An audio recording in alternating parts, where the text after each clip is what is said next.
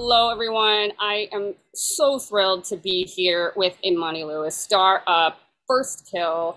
This is a deliciously fun new take on the vampire genre, and I really want to get right into talking about that specific narrative throughout history. Vampire stories, they extend as far back as the early 1800s even.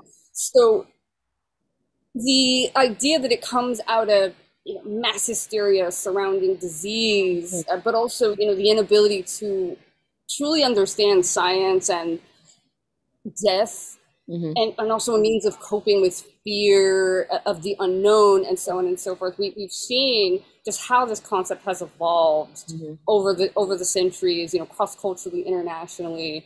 So I'm just curious for you, how has your own connection to this lore been, and how has it shifted as you've been a part of this series?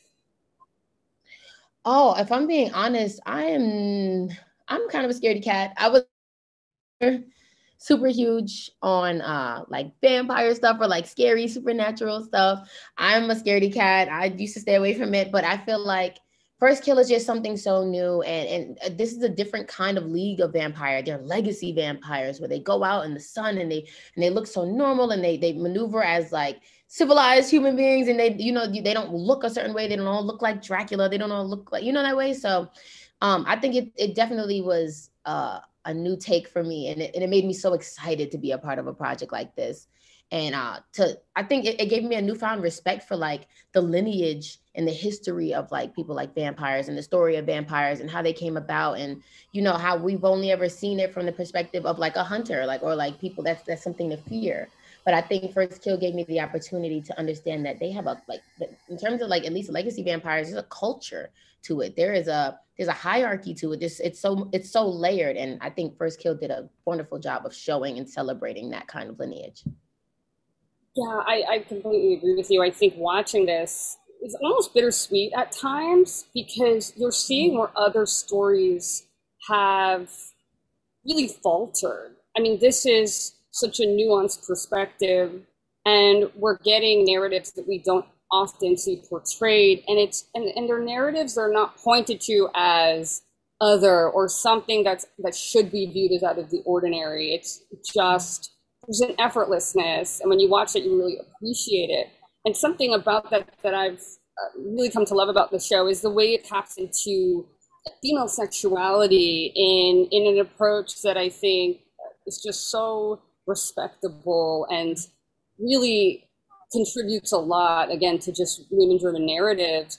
Yeah. I'm curious about working with an intimacy coach on set, because that's kind of a new addition to production life. I Yeah. mean, unfortunately, we look at all of these productions that have come before, and we're seeing in recent years folks coming out bravely saying that they've had difficult experiences on set. They did not feel Right. safe, and so on and Right. so forth. So I'd love to know about working with someone who I understand her name is Dr. Tiff, or Dr. Tiffany Yeah. David Taylor. I looked into some of her work, and I think it's so incredible that she's someone who's trained in psychology, in mental health, in gender and sexuality studies. So for those who don't know what that role entails, I'd love if you could share a bit about it, but also just what that has allowed you to do in this role. Oh, intimacy coordinators are so vital. And I'm just so happy that we're finally in a time where that's encouraged and that's happening more often. I think it is incredibly important to the storytelling, or to just overall just the comfortability of the people involved on these kind of sets, and that everybody feels safe and that everybody feels respected and protected. And Dr. Tiff just did a extraordinary job of making everybody feel seen and feel heard. And do you need anything? Is there anything you want to know? Is there anything you want to talk about? Do you need a break? Do you want to sit? I think it's incredibly important. I think with things like intimacy scenes, believe it or not, although they look very intimate, they're not as intimate as one would think. There's like 30 people in the room. There's a cameraman, there's a boom, there's sound, there's grips, there's a bunch of people watching it on a monitor, you know what I mean? So nothing about it is intimate at all. It's really like a dance. It's really all choreographed. And I think Yeah, it's just like dancing. Like you need a choreographer. You need somebody to help build these steps and make it feel rhythmic alongside making you feel comfortable and creating an open line of communication between the two actors and just with cast and crew in general.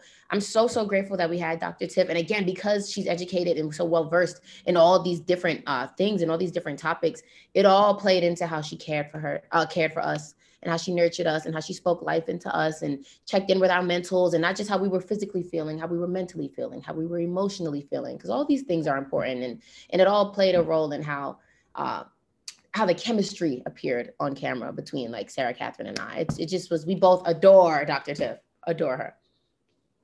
That is so incredible to hear. And yeah, Sarah Catherine has talked about how some of these scenes that you're doing kissing, intimate scenes, sometimes for an entire day, for hours. Yeah. And yes, there is a crew you're beholden to. And yes, it's not, as you said, as intimate as one would think.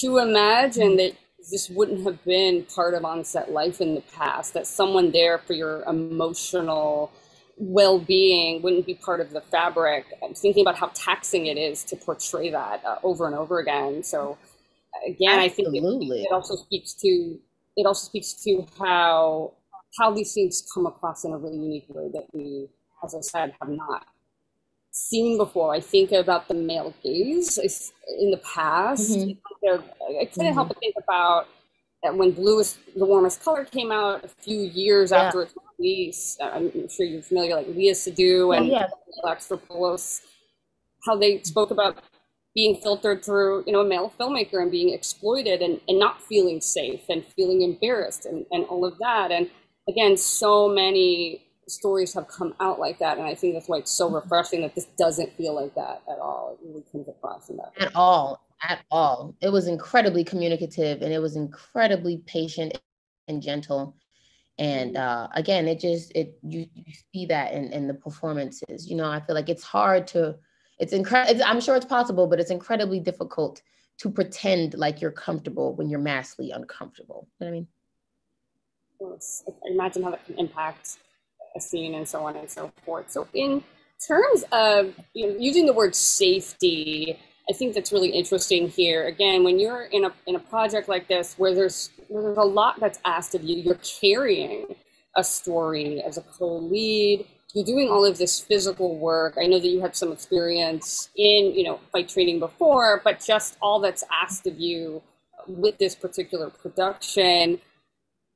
How do you make sure that you feel safe in general when you're breaking down the scripts, when you're communicating with directors, when you're preparing for these fight sequences, which we know, it's become a more and more normalized discussion about safety on set as well when you're talking about stunts and so on. So I feel like there's a lot that is at play here that you would have to navigate. Right. Absolutely. But I think like you just touched on, it just needs to have an open line of communication. So many things run so much smoother and so much quicker and just so much more efficient when you talk things through first. And I adore and I'm forever grateful for a show like First Kill, because there wasn't a single power that be that was attached to that show that wasn't open to communicating, that wasn't open to collaborating and just picking each other's brains, from Victoria Schwab, V.E. Schwab, the creator, to the showrunner, Felicia D. Henderson, to the multiple directors that we wrote with, that we filmed with, to cast, to crew, to hair, to wardrobe, to makeup, costume. They all were incredibly communicative, and we just spoke about things to make sure that we were all on one accord. And even down to the stunt coordinating and the stunt training, they were incredibly patient. Again, they would have things kind of as reference videos to show us what we were going to do, and we'd sit and we'd watch and we'd talk and we do it step by step, and we really took our time. And I just really hope that shows in the show. And I feel personally, I'm so proud because I feel like I see that in the show, that everything was handled with care. And again, I'm just so grateful to have been a part of it. And I wish that same sentiment on many of film sets film and television sets that I am to work on in the future, and for every other actor and actress out there. I feel like everybody deserves to feel safe, no matter what you do. Even if you're not an actor or actress, you deserve to feel safe at work.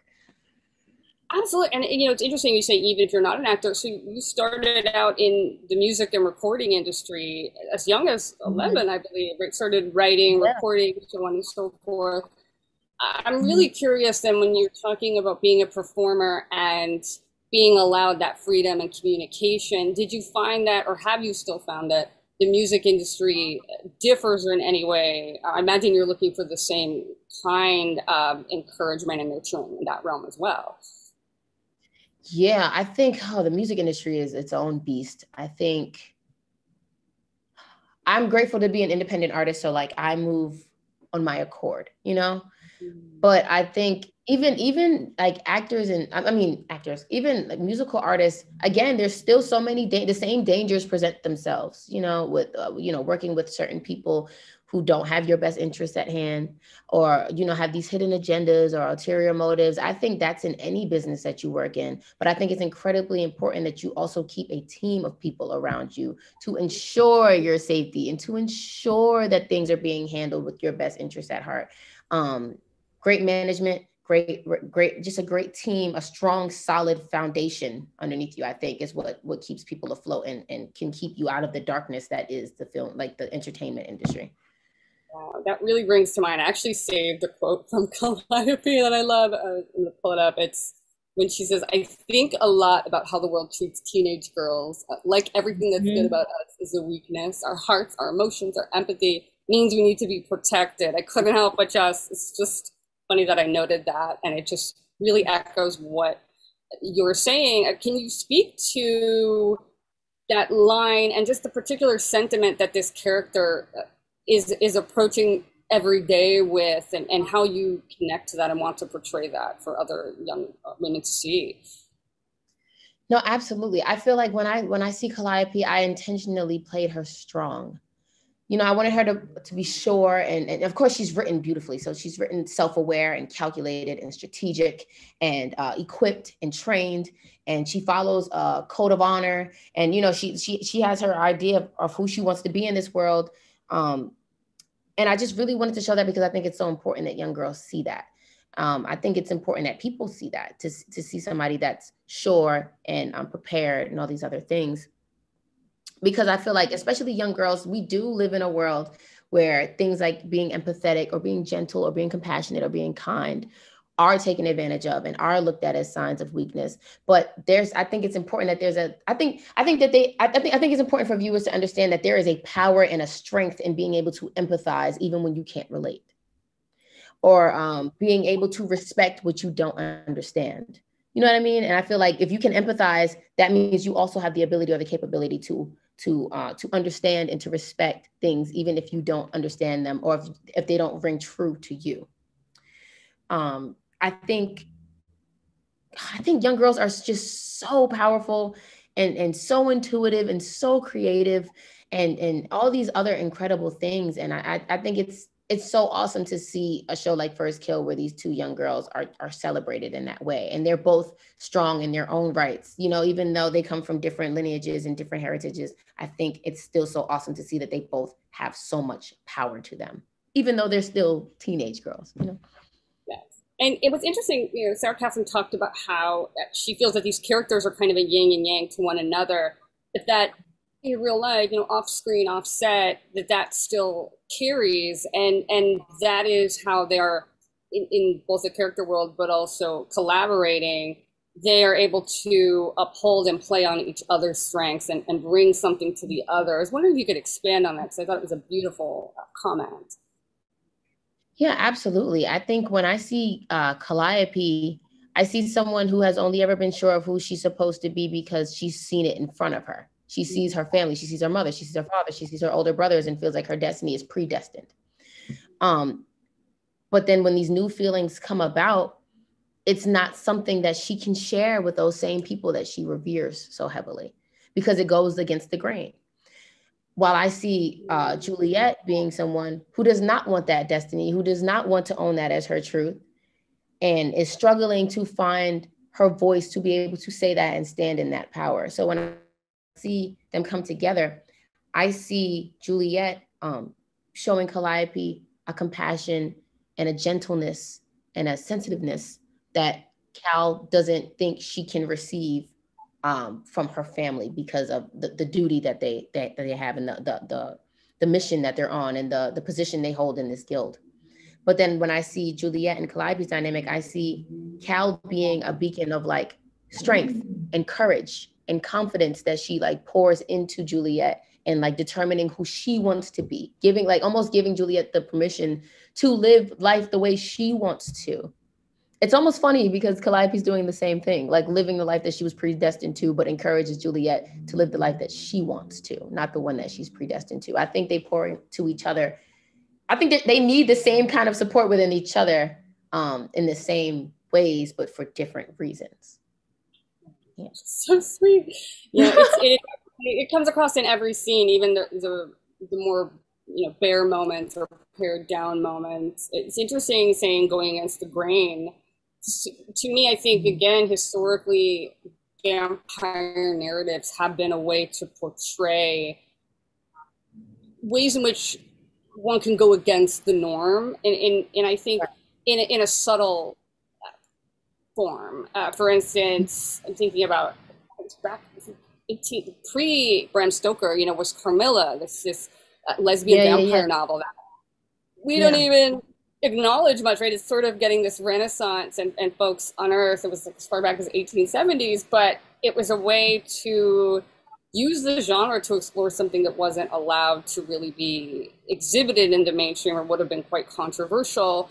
So I think about historically vampires in pop culture and so on representing that, and I think of the evolution of through Anne Rice's work in particular, the way she was exploring alienation and so on, and her vampires in the early 90s start transforming into deeply emotional, sensual, whimsically beautiful individuals versus something scary, coming to get you at night and so on. And she did speak about it, and so many cultural critics have talked about, it was a way for her to speak to those who felt alienated, and in particularly gay readers being able to identify with what it meant to feel secretive. And there was this whole metaphorical lens that I think folks have put on that since.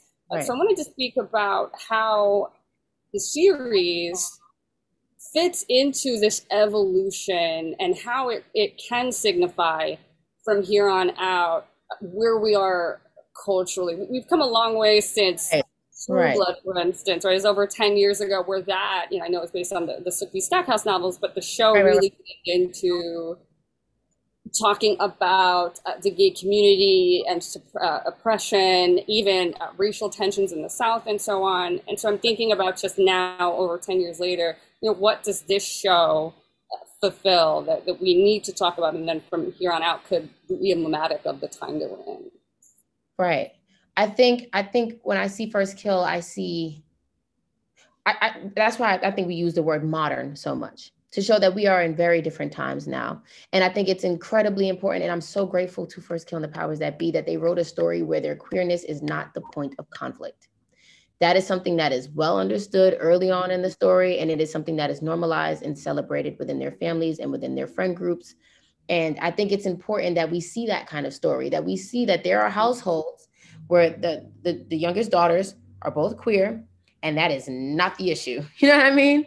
And I feel like when I see these characters and I see that kind of story and that kind of dynamic, I think about all the different viewers that'll watch this and feel like their battle may not be Monster Hunter and vampire. It may be culture. It may be religion. It may be tradition. It may be all these other things that are like keeping them from living that truth authentically. But I think it's so important that we see that kind of representation, that there is a world where it can be normal. And because we live in a world where the very groups of people that First Kill shines a light on are the very people that influence why society is the way it is now, why it looks the way it does, why music sounds the way it does, why we dress the way we do, why we use certain phrases, why certain things are humorous now, or all kind of things. And I feel like it's about time. And I've gotten so many wonderful messages from fans of the show, just telling me how grateful they are that they have a show like this and that they feel seen and that they wish they had something like this years ago. Even V.E. Schwab, she in writing and creating the story, she was just saying that she just wanted to create something that she wished she had saw when she was younger to make her feel that much more like safer in her skin and in her truth. So I'm very proud of the evolution of this kind of genre and this kind of storytelling and this kind of relationship. It's so wonderful and it's so refreshing and it's so not as new and not as extraordinary as people are making it out to be. You know what I mean? Like, this is not new things. It just finally has the right light being shined on it. I absolutely love that. And I think it's so beautiful that folks are not only identifying with it, but so many are saying, oh my goodness, I wish I had this. And so thinking about the many young women or just viewers in general, right, who will now have this, I think is so powerful. So thank you so much, and wishing you the best with all of the roles coming up that you have. You're very busy. Thank you so much.